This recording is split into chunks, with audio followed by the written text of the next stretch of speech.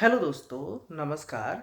देखें कि जैसे आज हम बात करेंगे भाव चलित के बारे में कि भाव चलित कुंडली कैसे देखा जाता है और इसमें भी कौन-सा भाव चलित इस्तेमाल करना चाहिए। मतलब वैसे ये विषय थोड़ा-सा कॉम्प्लेक्स हो जाता है। उसके बाद इसमें 3-4 प्रकार के भाव चलित और हैं, जैसे कि श्रीपति पद्धति का भाव चलित है, समविभाजन पद्धति, निर्यण भाव चलित, केपी पद्धति का भाव चलित। तो इसमें जब कोई आम आदमी कुंडली देखता है तो वो और ज़्यादा कंफ्यूज हो जाता है कि इसमें कौन-सा भाव चलित इस्तेमाल करें।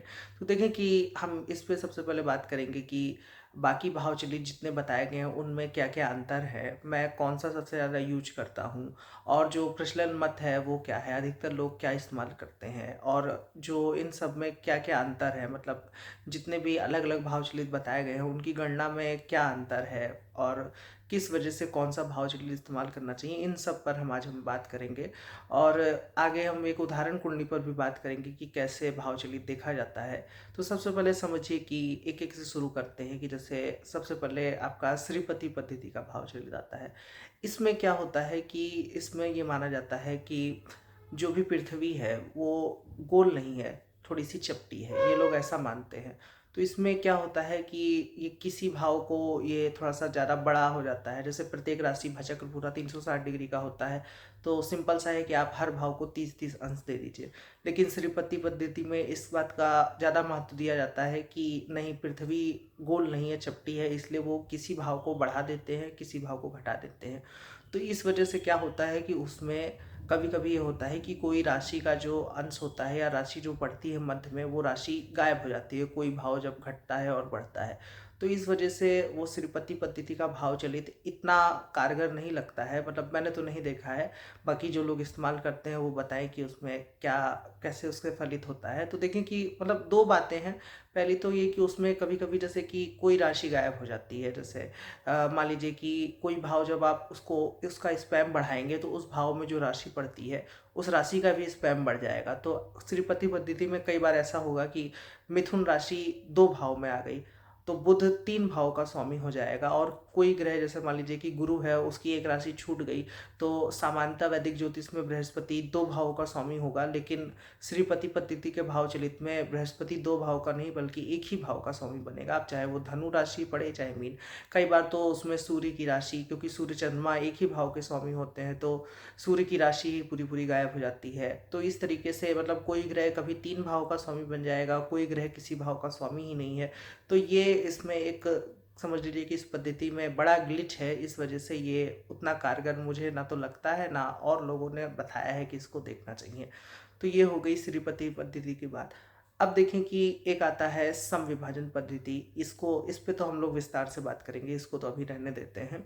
एक आता है केपी पद्धति का भाव चलित। तो देखें कि थोड़ा-सा इसको मतलब इसमें क्या ही दिक्कत आ रही है लोगों को, मुझे नहीं समझ में आ रहा है कि जब उसमें साफ-साफ लिखा है कि ये केपी पद्धति का भाव चलित है, तो जो लोग केपी फॉलो करते हैं, यानी कि जो लोग केपी पद्धति से कुंडली देखते हैं, उसमें केपी पद्धति सबसे ज़्यादा घटना का समय निकालने के लिए बहुत अच्छी पद्धति है। तो जो लोग केपी इस्तेमाल करते हैं वो लोग केपी पद्धति का फॉलो करें, केपी भाव चलित लगाएँ, उससे फलित निकालें तो वो ज़्यादा उनके लिए सटीक बैठेगा। तो उसमें कोई दिक्कत ही नहीं है कि जो लोग वैदिक ज्योतिष फॉलो कर रहे हैं, पराशरी ज्योतिष जो है बीपीएचएस वाली, उसको फॉलो कर रहे हैं, तो वो लोग, उनको केपी से मतलब ही नहीं होना चाहिए। तो ये तो इसका तो अंतर साफ-साफ समझ में आ जाता है। अच्छा, अब एक भाव चलित आता है निर्यण भाव चलित। निर्यण मतलब कि इसमें क्या होता है, ये भी थोड़ा-सा केपी का ही एक भाव चलित है, बस इसमें थोड़ा-सा आयन मांस का अंतर होता है।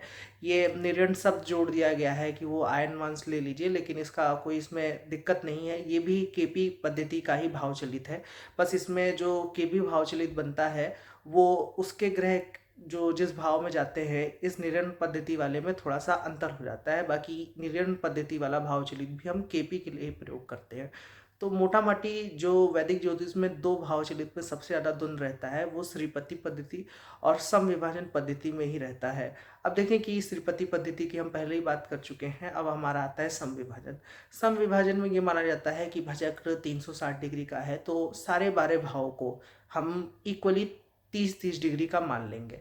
तो इसमें क्या होता है कि जो भी लग्न स्पष्ट होता है, लग्न स्पष्ट मतलब कि जैसे कोई बच्चा जब जन्म लेता है तो पूर्व दिशा के समय जो राशि उदित हो रही हो, उसी राशि को जिस समय जिस राशि अंश कला विकला पे होगी वही लग्न स्पष्ट होता है। तो ये माना जाता है कि लग्न स्पष्ट के 15 डिग्री पीछे और 15 डिग्री आगे तक उस लग्न का प्रभाव रहता है। ग्रह में भी ऐसे ही माना जाता है। तो जैसे मान लीजिए कि कोई लग्न है, वो मिथुन लग्न है किसी का, वो 10 डिग्री का है, तो हम 10 डिग्री में जब 15 डिग्री घटा देंगे, तो मिथुन लग्न में 15 डिग्री घटाएंगे तो क्या हो जाएगा, 25 डिग्री पीछे, यानी कि वृषभ राशि में ठीक 25 डिग्री से वो लग्न की शुरुआत होगी और ठीक उसके बाद आपका जो मिथुन राशि है उसके 25 डिग्री पर इस भाव का अंत हो जाएगा। मतलब कि लग्न जो निकलता है वो हम शुरू का नहीं मानते हैं, वो मध्य का मानते हैं। श्रीपति पद्धति में उल्टा है। श्रीपति पद्धति में ये लोग जो लग्न स्पष्ट होता है उसको शुरुआत मानते हैं, जबकि सम विभाजन पद्धति में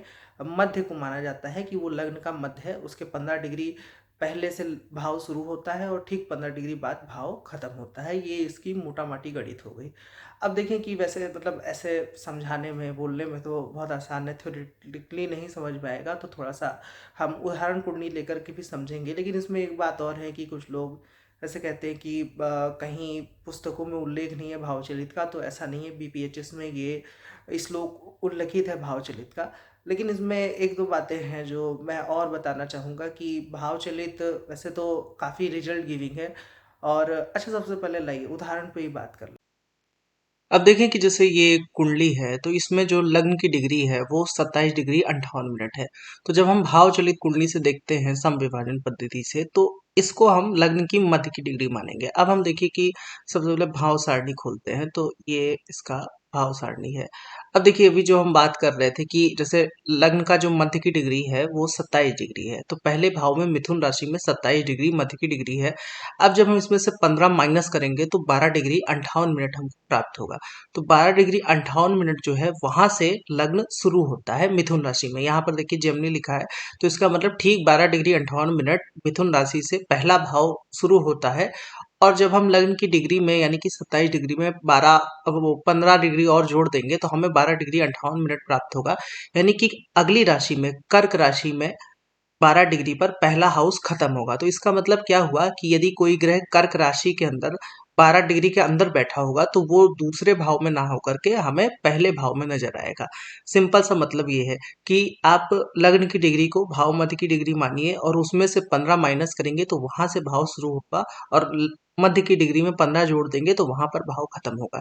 जैसे अब मान लीजिए ये तीसरा भाव है, तो ये तीसरा भाव जो है उसमें ठीक हम मानेंगे कि सिंह राशि में 12 डिग्री 58 मिनट से भाव शुरू होता है और अगली राशि कन्या राशि में 12 डिग्री 58 मिनट पर तीसरा भाव खत्म होता है। इस तरीके से समझिए। अब ये कुंडली देखिए, इसमें जैसे कि देखिए कि शुक्र जो है वो 4 डिग्री का बैठा है, बुध आपका 3 डिग्री का बैठा है, लग्न की डिग्री 27 है। तो अभी हमने बात की कि भाव की शुरुआत कहाँ से हुई, तो इसमें 12 डिग्री ठीक मिथुन राशि में भाव की शुरुआत होती है 12 डिग्री से। लेकिन शुक्र बुध हैं जो 12 डिग्री से कम अंश में है, तो इसका मतलब कि ये शुक्र बुध भाव चलित कुंडली में 12वें भाव में होने चाहिए, क्योंकि हमारी पहले भाव की शुरुआत मिथुन राशि में 12 डिग्री से होती है।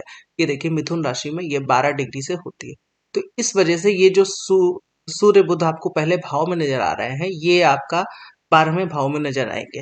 तो फलित में काफी ज्यादा परिवर्तन हो गया, और फलित में परिवर्तन नजर भी आता है क्योंकि ये जिनकी कुंडली है ये जातक विदेश में वेब डिजाइनिंग का काम करते हैं, तो विदेश क्योंकि लग्न का स्वामी 12वें भाव में शिफ्ट हो रहा है और साथ में यहाँ पर वृषभ राशि है, साथ में शुक्र है, तो इस वजह से विदेश में शुक्र संबंधित काम, वेब डिजाइनिंग का काम होता है, इसलिए ये इस चीज को इंगित कर रहा है। इसी तरीके से देखिए कि जो अन्य ग्रह हैं, जैसे कि यहाँ पर आपका जो शनि है, शनि ने भी भाव बदला है। तो शनि देखिए कि धनु राशि में 6 डिग्री का बैठा है। तो अगर हम इसकी भाव सारणी देखें तो एक तो देखिए यहाँ पर जैसे कि शनि 7वें भाव में बैठा था, तो 7वें भाव का जो मध्य है वो धनु राशि का है 27 डिग्री 58 मिनट। तो यानी कि ठीक 12 डिग्री 58 मिनट से धनु राशि में 7वां भाव शुरू होगा और मकर राशि में 7वां भाव जाके के खत्म होगा। लेकिन यहाँ पर जो शनि है वो 6 डिग्री का बैठा है, यानी कि उसका जो अंश है वो 12 डिग्री से कम है, इसलिए वो आपका वृश्चिक राशि में नजर आएगा, क्योंकि 6 डिग्री जो है धनु राशि की वो छठे भाव में बढ़ती है। तो इस वजह से शनि आपका छठे भाव में अब इसमें देखिए कि कुछ बातें और हैं जो ध्यान रखने योग्य हैं कि बहुत लोग क्या करते हैं कि जब भाव बदलता है तो वो राशियों को भी चेंज कर देते हैं, लेकिन ऐसा नहीं है। ये शनि जो आपको 7वें भाव में दिख रहा है और ये भाव चलित में छठे भाव में शिफ्ट हो गया है, लेकिन इसकी जो राशि है वो धनु ही रहेगी, उसमें कोई परिवर्तन नहीं आएगा।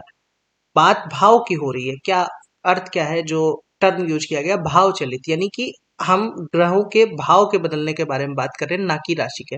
बहुत लोग क्या करते हैं, जैसे यहाँ पर मिथुन राशि में सूर्य वो शुक्र बुध थे, तो ये दोनों 12वें में गए, तो वो समझ लेते हैं कि ये शुक्र बुध वृषभ राशि के हैं, जबकि ऐसा नहीं है। ये राशि 12वें भाव में पड़ती है, लेकिन शुक्र बुध जो है वो मिथुन राशि का फल देंगे। तो मिथुन राशि भी थोड़ा सा कुछ इंटेलिजेंट टेक्नीशियन संबंधित काम को रिप्रेजेंट करती है, इसलिए ये दोनों ग्रह मिलकर के ये जैसे जातक वेब डिजाइनिंग का काम करते हैं, तो वो चीज संभव हो पाई। तो इस बात का आपको ध्यान रखना है कि राशि को नहीं छोड़ना है कि ग्रह भाव बदल रहा है तो उसको आप राशि को छोड़ दीजिए। अच्छा, इसमें जैसे कि बहुत लोग में एक और कंफ्यूजन रहती है कि मान लीजिए कि युति कैसे देखें, यदि मान लीजिए कि दो ग्रह कुंडली में युद्ध दिख रहे हैं, लेकिन भाव चलित में एक ग्रह एक भाव में चला गया, दूसरा ग्रह दूसरे भाव में चला गया। तो देखें कि युति का कॉन्सेप्ट भाव चलित पे बेस्ड नहीं है, युति का कॉन्सेप्ट डिग्री पे बेस्ड है। दोनों ग्रह की डिग्री का अंतर है। जैसे मान लीजिए कोई ग्रह 27 डिग्री का है और कोई ग्रह आपका 2 डिग्री का है, तो तब भी उन दोनों में युति की पॉसिबिलिटी रहेगी, क्योंकि दोनों ग्रह 27 डिग्री और 2 डिग्री के मध्य का जो अंतर है, मान लीजिए कोई ग्रह वृषभ राशि में 27 डिग्री का है और वहीं दूसरा ग्रह मिथुन राशि में 2 डिग्री का है।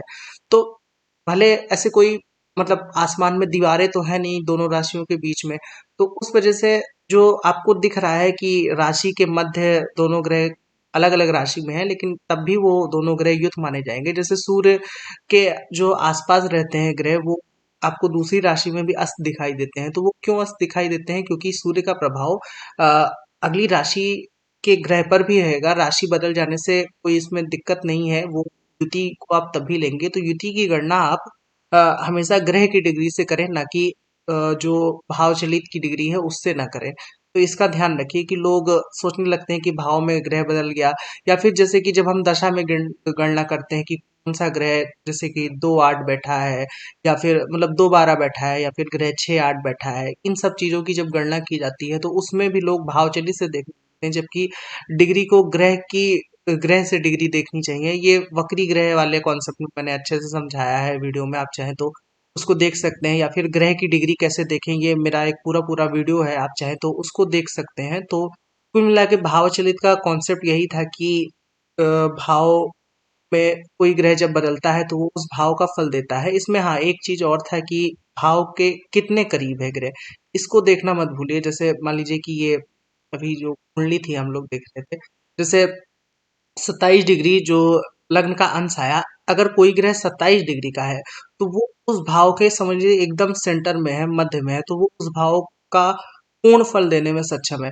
तो यहाँ आजकल तो सॉफ्टवेयर उपलब्ध करा देते हैं। जैसे मान लीजिए यहाँ पर देखिए कि आपका ये चंद्रमा का जो यहाँ पर दिया है कि भाव मध्य के करीब, तो यहाँ पर परसेंटेज लिखा है कि 84% चंद्रमा भाव मध्य के करीब है। तो अगर हम चंद्रमा की डिग्री देखेंगे, चंद्रमा आपका वृश्चिक राशि में बैठा है, तो चंद्रमा की डिग्री आपकी 25 है। तो 27 डिग्री से चंद्रमा बहुत करीब बैठा है, तो यानी कि चंद्रमा छठे भाव का पूर्ण फल देने में समर्थ है। इसका क्या मतलब हुआ कि चंद्रमा यदि छठे भाव में है, वृश्चिक राशि में है, तो वृश्चिक राशि एक तो जल तत्व की राशि है, चंद्रमा जल तत्व का, तो थोड़ा सा इनके शरीर में जल तत्व संबंधित रोग हो सकते हैं, कुछ ब्लड संबंधित हो सकता है, मंगल का थोड़ा सा अगर संबंध आ जाए तो इस तरीके से आप अपच हो सकता है। ये सब आप इनको इंगित कर सकता है, क्योंकि चंद्रमा ठीक पूरे पूरे छठे भाव का फल देने में समर्थ है। अब देखें कि दूसरे ग्रह को देखते हैं, तो जैसे मान लीजिए कि अब यहाँ पर देखिए मंगल है। मंगल, इसमें देखिए यहाँ पर 4% लिखा है, तो इसका क्या मतलब हुआ कि मंगल भाव संधि में बैठा है। अब भाव संधि क्या होती है? भाव संधि का मतलब है कि जैसे मैंने बताया ना कि ठीक 12 डिग्री से भाव शुरू हो रहा है और 12 डिग्री पे भाव खत्म हो रहा है। तो कोई ग्रह यदि संधि पे है, संधि अच्छा नहीं माना जाता है। संधि जैसे कि ना तो शाम का वक्त है, ना तो रात का वक्त है, बीच का टाइम है, जैसे चौखट हो गया। तो ऐसे ही कोई ग्रह जब संधि पे होगा ना तो वो अपने पिछले भाव का फल दे पाएगा, ना आगे वाले भाव का फल दे पाएगा। मतलब वो जो मध्य का जो भाग है उस पर कोई ग्रह होता है तो वो उतना भाव का फल देने में क्षीण होता है, मतलब वो उतना भाव का फल नहीं दे पाता है। तो इस वजह से संधि के ग्रहों को जरूर देखना चाहिए। जैसे इनका मंगल यहाँ पर 4 डिग्री का है और 12 डिग्री का है, और वही जो संधि की डिग्री आई थी हमारी, ये देखिए कि ये 12 डिग्री की आई थी। इस वजह से यहाँ पर ये जो परसेंटेज है मंगल का उस भाव में फल देने का, इनका मंगल कहाँ पर बैठा है, तो इनका मंगल आपका देखेंगे आप यहाँ एक, चार्ट कहाँ गया?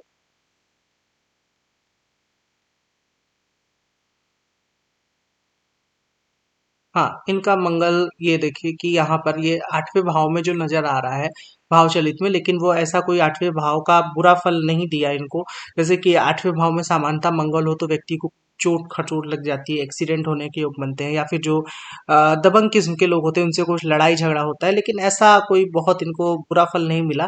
और कई बार जैसे कि जातक से आप स्वयं पूछ सकते हैं कि जैसे इनका मंगल जो मध्य की डिग्री में, वैसे तो ये शिफ्ट हो गया 8वें भाव में, लेकिन ये शिफ्ट भी नहीं माना जाएगा। मंगल मध्य की बीच की डिग्री पे है, तो आप इनसे पूछ सकते हैं कि मंगल 9वें भाव का फल ज्यादा दे रहा है या फिर 8वें भाव का। तो जैसे कि जहाँ तक टेक्नीशियन संबंधित काम करते हैं, तो मंगल राहु का योग है, तो वो उसका ही 9वें भाव का थोड़ा सा फल दे रहा है, लेकिन बहुत फल तो वो तभी नहीं दे पाएगा क्योंकि वो भाव के मध्य में है। भाव के मध्य के ग्रहों को इग्नोर नहीं करना चाहिए इसमें। जैसे कि कई बार मैं भी शुरू शुरू में गच्चा खाया करता था, तो जैसे सप्तम भाव में किसी का शुक्र बैठा है, और मैं बता रहा हूँ कि वैवाहिक जीवन बहुत अच्छा है, ये है, जातक बोल रहा है कि शादी ही नहीं हुई। अब भैया क्या करें? तो कुंडली देखने में ये सबसे ज्यादा गलती यहीं पर हो जाती है कि हम लोग इग्नोर कर देते हैं कि ग्रह जो है वो भाव संधि पर है, इस वजह से वो उस भाव का फल देने में काफी ज्यादा क्षीण हो जाता है। तो इस पॉइंट का ध्यान रखिए। लेकिन क्षीण होने का मैंने क्षीण शब्द का इस्तेमाल किया है। भाव का फल ग्रह देगा ही नहीं, ऐसी कोई बात नहीं है, ग्रह भाव का फल देगा। लेकिन बस वही है कि उसमें फल देने में जो भाव मध्य का ग्रह जितना असरदार हो सकता है, वो भाव संधि पे जो ग्रह बैठा है वो थोड़ा सा कम असरदार होता है। अब देखें कि ऐसे इसमें सभी ग्रहों का भाव मध्य के करीब के अंश लिखे हैं। जैसे शुक्र ये यहाँ पे 53% है, यानी कि वो 4 डिग्री का है, यानी कि 12 डिग्री से कुछ कम का भी है, संधि पे भी नहीं है, और 27 डिग्री के करीब भी नहीं है। तो ऐसे ही आप देख सकते हैं कि कौन सा ग्रह भाव मध्य के करीब है, कौन सा ग्रह भाव मध्य से दूर है, तो इसका भी फलित में बहुत उपयोग होता है। बाकी कुछ बातें और हैं, जैसे कि बहुत लोग क्या करते हैं कि भाव मतलब, और लोग क्या, जैसे अब भाव चलित बताया तो गया है, वो सारी चीजें ठीक हैं कि भाव का फल देगा, लेकिन ऐसा नहीं है कि आप राशि कुंडली को एकदम से इग्नोर कर देंगे। लग्न जो है, जैसे मान लीजिए यहाँ पर शुक्र लग्न में बैठे हैं, तो भले ये 12वें भाव में शिफ्ट हो गए, काफी हद तक शिफ्ट हुए हैं, लेकिन इसका मतलब ये नहीं है कि लग्न में बैठे ग्रहों का फल नहीं मिलेगा, क्योंकि अधिकतर जो योगा योग बताए गए हैं के, और जो बुक्स में मेंशन है, वो सभी D1 पे बेस्ड हैं। इसलिए उसमें मतलब कि अगर लग्न कुंडली मतलब एकदम भावचलित की बात होती तो वो लोग जरूर लिखते, या जो ऋषि पराशर हैं, मतलब श्लोक तो उपलब्ध है, लेकिन वो हर बात में जरूर मेंशन करते हैं कि भावचलित से देखना चाहिए। और अनुभव में भी ये आता है कि जो ग्रह D1 राशि कुंडली में जिस भाव में बैठा है, उसका थोड़ा फल, कुछ फल तो जरूर ही देता है, चाहे आप वो पूरी तरीके से भाव में क्यों ना शिफ्ट हो जाए। जैसे कहने का मतलब है कि ये शुक्र बुध लग्न में है, तो ये थोड़ा सा इनका जातक में शुक्र बुध का प्रभाव आएगा ही आएगा। मंगल नवम में है, तो पिता में थोड़ा सा हो सकता है उग्रता हो। ऐसा नहीं होगा कि ग्रह का एकदम फल जो D1 में दिख रहा है वो ना मिले। बस कहने का मतलब है कि कोई ग्रह भाव चलित में शिफ्ट होता है तो वो उस भाव का ज्यादा फल देता है, लेकिन आपको D1 राशि कुंडली को इग्नोर नहीं करना है, तो इस बात का ध्यान रखिए। अब देखिए कि जैसे इसको तो मैंने समझा दिया, लेकिन फिर भी बहुत लोग के मन में कुछ प्रश्न रह जाएंगे। जैसे कुछ लोग हो सकता है पूछे कि दशा में अगर कोई ग्रह भाव बदल ले तो दशा में कैसे देखें, या फिर मान लीजिए कि मांगलिक कुंडली में कोई ग्रह सप्तम भाव में शिफ्ट हो जाता है तो वो मांगलिक माना जाएगा नहीं, या फिर राशि कुंडली से कोई ग्रह मांगलिक दोष बना रहा है लेकिन वो भावचलित में मंगल अपनी राशि बदल ले तो माना जाएगा कि नहीं। तो देखिए कि पूरी गणना, इतनी सारी जो कैलकुलेशन अभी हमने दिखाई की, वो इसीलिए की कि यही जानने के लिए की कि ग्रह किस भाव का फल दे रहा है। तो भावचलित कुंडली का महत्व है। तो चाहे आपको मांगलिक दोष देखना हो, चाहे दशा देखनी हो, आप यदि भाव का रिजल्ट देख रहे हैं तो आप भावचलित कुंडली से ही देखेंगे। इसका मतलब क्या हुआ कि कोई ग्रह यदि जैसे मंगल छठे भाव में बैठा है, भावचलित कुंडली में वो सप्तम में शिफ्ट हो जाएगा, तो वो कुंडली मांगलिक की कुंडली मानी जाएगी। तो इस बात का ध्यान रखिए। बाकी इसमें जैसे कि दृष्टियां जो होती हैं वो आप भावचलित कुंडली से ही देखें, क्योंकि ग्रह की 7वीं दृष्टि ठीक वो अपने सामने वाले भाव पे उसी जगह पे आएगी। तो यानी कि कोई ग्रह भाव बदल लेता है तो वहां से वो जिस स्थान को देख रहा है उस स्थान पर दृष्टि मानी जाएगी। लेकिन ये सिर्फ भाव पर दृष्टि की बात हो रही है, परस्पर ग्रहों पर दृष्टि पे ये नियम लागू नहीं होता है। इसका क्या मतलब हो गया कि जैसे दो ग्रह के बीच जो दृष्टि है, जैसे मान लीजिए कि गुरु अपनी 5वीं दृष्टि से मंगल को देख रहा है, तो इसका मतलब कि आप गुरु और मंगल की डिग्रियों से उसकी दृष्टि काउंट करेंगे, ना कि भाव चलित से। तो ये एक बात को ध्यान में रखिए। अच्छा, इसमें एक बात बात और है कि जैसे जो ग्रह है वो भाव मध्य के करीब नहीं है, लेकिन जो उसका खत्म होने की डिग्रियां हैं, जो संधि की डिग्री बताई गई है उसके करीब है, तो फिर कैसे फलित करें। तो देखें कि आपको देखना होगा कि भाव मध्य के करीब कितना ग्रह है, और यदि मान लीजिए कि 50% से कम ग्रह भाव मध्य के करीब है, तो ग्रह अपने दोनों भाव के फल दे सकता है। जैसे मान लीजिए किसी कुंडली में शनि 9वें भाव में बैठा है, लेकिन वो भाव चलित कुंडली में 8वें भाव में शिफ्ट हो गया है, तो आपको सबसे पहले देखना है कि ग्रह अपने भाव मध्य से कितना ज़्यादा शिफ्ट हो रहा है। और अभी जैसे जो परसेंटेज मैंने दिखाया था वो यदि 50% से कम है, तो आप जातक से पूछ सकते हैं। जैसे शनि नवम भाव में होगा तो व्यक्ति का हो सकता है फिलॉसफी, दर्शन, गुण ज्ञान में ज़्यादा मन लगे। वहीं 8वें भाव में होगा तो व्यक्ति के जीवन में हो सकता है कोई शोक हो, व्यक्ति की आयु लंबी हो, इस प्रकार के कुछ फल हो सकते हैं। व्यक्ति को ज्योतिष अध्यात्म में रुचि हो तो थोड़े से और इस तरीके के फल हो सकते हैं। मतलब कि ये तो खैर ज्योतिष का सबसे सुनहरा नियम यही है कि ग्रह जिस भाव में बैठता है उस भाव के कारकत को प्रभावित करता है। तो आप जातक से पूछ सकते हैं, या मान लीजिए आप अपनी कुंडली देख रहे हैं तो आप अपनी कुंडली देखते हुए मोटा माटी ये अनुमान लगा लेंगे कि ग्रह किस भाव का फल दे रहा है। और कई बार ऐसा भी होता है कि ग्रह दोनों भाव का फल दे, क्योंकि वो दोनों भाव के करीब है। तो इस बात का ध्यान रखिए कि भाव चलित में ग्रह शिफ्ट हो गया है, इसका मतलब ये नहीं है कि वो सिर्फ उसी भाव का फल देगा, वो राशि कुंडली के भी भाव का फल दे सकता है। अभी जैसे कि हमने बात की ही, बस यही है कि डिपेंड करता है कि ग्रह कौन से भाव मध्य के ज़्यादा करीब है। जैसे मान लीजिए कि कोई ग्रह लग्न की डिग्री अभी 28 डिग्री का लग्न है, और उस कुंडली में कोई ग्रह 2 डिग्री का, जैसे मान लीजिए किसी का कन्या लग्न है और 2 डिग्री का मान लीजिए कि सूर्य बैठा है, और लग्न की डिग्री आपकी 28 डिग्री है, तो सूर्य क्या होगा कि वो भाव चलित में शिफ्ट हो जाएगा 12वें भाव में। ठीक है, इसी प्रकार जैसे मान लीजिए कि कोई ग्रह यदि कन्या लग्न है, 28 डिग्री का लग्न है, और कोई ग्रह मान लीजिए तुला लग्न में 2 डिग्री का है, यानी कि वो राशि कुंडली में तो दूसरे भाव में दिखेगा, लेकिन वो भाव चलित में पहले भाव में शिफ्ट हो जाएगा। लेकिन वो जो शिफ्टिंग है वो भाव मध्य के काफ़ी करीब है, जो यानी इसका क्या मतलब हुआ कि 28 डिग्री से 29, 30 और 1, 2, यानी कि वो भाव मध्य के करीब है। इसका मतलब कि जो शुक्र आपको दूसरे भाव में दिख रहा था, वो जब लग्न में आया तो वो लग्न का काफ़ी हद तक पूर्ण फल देने में सक्षम है। तो ये बात का ध्यान रखिए कि कौन सा ग्रह भाव मध्य के कितना करीब है, तो उस भाव का ज़्यादा फल मिलेगा। लेकिन एक बात और है जो अभी हमने बात की ही, कि राशि कुंडली को नहीं भूलना है। जैसे बहुत लोग का अलग अलग मत है इस बारे में, लेकिन जो मैंने देखा है और जो अभी वैसे तो बहुत मुझे एक्सपीरियंस नहीं हो गया है, 4-5 साल का ही एक्सपीरियंस है, लेकिन फिर भी जो मैंने देखा है और जो मेरी नज़र में आया है कि जैसे अभी बात की ही थी हमने कि जो नज़र आ रहा है उसको इग्नोर नहीं करना है। मतलब कि भले ही जैसे लग्न में किसी का मंगल बैठा है, तो भले ही वो भाव चलित में 12वें में चला जाए या दूसरे में चला जाए, तो आपको ये जरूर ध्यान रखना है कि उसके अंदर, व्यक्ति के अंदर थोड़ी उग्रता, थोड़ा जो मंगल के कारकत्व हैं वो होंगे ही, क्योंकि सारे योग जो बताए गए हैं वो सब में ये मेंशन नहीं किया गया है स्टार लगा करके कि कंडीशन अप्लाई। और कई जो जब हम षटबल निकालते हैं और कई बल निकालते हैं तो उसमें पता चलता है कि राशि कुंडली का महत्व ज़्यादा है। इसलिए जो जैसे मान लीजिए किसी का चौथे भाव में गुरु नजर आ रहा है, तो भले ही वो भाव चलित में शिफ्ट हो जाए, लेकिन व्यक्ति के अंदर थोड़ी सी विनम्रता होगी, व्यक्ति मन से शांत व्यक्ति होगा, संतोषी व्यक्ति होगा, परोपकारी व्यक्ति होगा। जो जो गुरु के ट्रेड्स बताए गए हैं वो थोड़ा बहुत उसके अंदर आएगा। तो राशि कुंडली में कोई ग्रह जिस स्थान पर बैठा है उसको आप एकदम से इग्नोर मत कीजिए, उसके थोड़े बहुत फल मिलेंगे। बाकी जो अभी मैंने बताया कि भाव मध्य के करीब कौन सा ग्रह कितने करीब है उसका भी असर आता है, तो आप मोटा माटी उस आधार पर फलित करें कि भाव मध्य के कितना करीब ग्रह है, तो वो आपको ज़्यादा रिजल्ट गिविंग होगा। तो देखें कि आप इसको लगाकर देखिए, इस विभाजन पद्धति का इस्तेमाल करिए, और क्या रिजल्ट मिले आप नीचे कमेंट में बता सकते हैं। बाकी जो लोग यदि श्रीपति पद्धति इस्तेमाल करते हैं तो उससे कैसे फलित होता है वो भी मुझे बताइए, मैं भी जानना चाहता हूँ। मेरे नज़र में अभी तक तो उससे कोई बहुत सटीक फलित नहीं निकल के आया है। और यदि आपका कोई प्रश्न है तो आप नीचे कमेंट में पूछ सकते हैं। आज के लिए इतना ही रखते हैं। आशा करता हूँ कि आपको ये वीडियो अच्छा लगा होगा। यदि अच्छा लगा है तो आप मेरे वीडियो को लाइक कर सकते हैं और मेरा चैनल जरूर सब्सक्राइब करें। धन्यवाद।